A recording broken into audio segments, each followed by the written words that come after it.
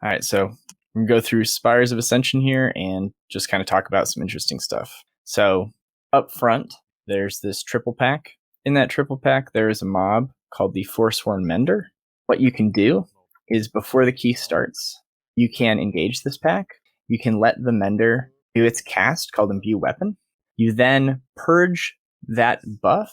So you can see Imbue Weapon is getting off on this top health bar here. What that's going to do is it's going to give this mob a buff that empowers their next attacks for the 30 seconds. So you just purge that with a magic purge or a torrent or something. The weapon will go flying. You can see it briefly here. And then it's going to land in those bushes. And then your DH or whoever you have that's a melee DPS can pick that up right before the key starts, and they'll carry that buff into the next pack. And he'll still have that buff, and because of that, he'll do like buku damage on this first pack. So that's a pretty neat trick. You also can obviously get that weapon when the key is going itself, but just as like a little additional push, you can do that. So you can see he's spiking up now. He's doing like 12k DPS, and a lot of it is just having that weapon. So that's the first thing. It's pretty easy to do, doesn't take a lot of time, and has a pretty big payoff. The rest of the key is pretty standard. Something cool to mention here is this item that is now being talked about on the competitive subreddit as well, but it's called the Cardboard Assassin, and it is a engineering item from Cataclysm, and it goes on your belt slot, and it takes basically engineering level 5 or something. It's super low, and once you unlock it, it goes on your belt and you can use it every 5 minutes, and anyone in the party that has engineering can use it, and it all functions the same way. What it does is it puts out a little assassin, this little cardboard assassin next to you, and it functions like a treant, like for boomies with their force of nature, except there's just one of them, and it lasts for about 2 seconds, it seems. So you can see here, I've got it right here on my belt, and I think I use it in this pack. So just when things start to get hairy, there you go. It's kind of a dropped frame there. But if you see, look at the target on this guy. This is a cardboard assassin that it's targeting. It's super low recording quality, but they'll actually train onto that for a minute. And then I can just run off and do other stuff. So you can see those two mobs back there still fighting it. We didn't use trains or anything there. You can see trains are still up.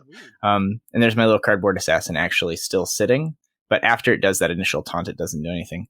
So now they're targeting it again. And I probably called for Douche to use his here, our Demon Hunter. So very cool little trick. Really helpful for dropping bleeds, like in this pack or in the ones in Halls of Atonement. It's really cool. The last thing that's kind of something I learned recently and is actually pretty cool is how exactly to handle these 3 mobs at the top, 3 angels. The second one, the one on the far left, seems to be a big headache for a lot of groups. And it's because of this move coming up, Charged Spear. And if you understand how this works, you can really like leverage success in this key. The way Charged Spear works is once the mob is throwing it, once Astranios or whatever is throwing it, whoever he's targeting at that moment is where the spear is going to land. When he's throwing it, whoever it lands on, you can see the swirly there. That's going to be one of the lines that is made when the spear pulses. The other one is going to be a line 90 degrees perpendicular to that line. So because we're all in a line here, you can see we're getting into position before he throws. We all get into this tight line. The spear is thrown. Boom. We all move. We know this spear is going to pulse right along here, and then it's going to pulse perpendicular to that. So you can see it pulses, and that's exactly what it does.